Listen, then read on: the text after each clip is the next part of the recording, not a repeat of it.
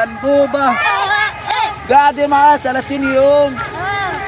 النهارده هنشم شم النسيم مع الأنبوبة بتاعتنا. أيام الفوضى دي اتنسى. الأنبوبة دي النهارده مكتوبة في الجايمة بتاعتي، مكتوبة في جايمة توم. بس اقعدوا كده، اسمع اقعدوا كده، اقعد اسمع. الأنبوبة دي حاجة بالصلاة على النبي دلوقتي. الأنبوبة أمانة عليك، أنت عمرك في مرة حد خدك شم بيكي شم النسيم؟ لا، ما حدش خدها صح؟ ولا طلعت حتى على النت. إذا إحنا اللي طلعناها على النت النهارده. صح ولا مش صح؟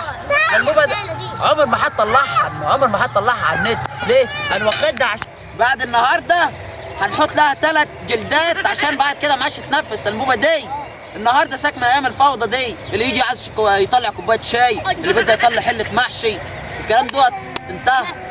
النهارده بقى الأنبوبة بنشم بقى شم النسيم. شو معجزة يعني حاجة شغل.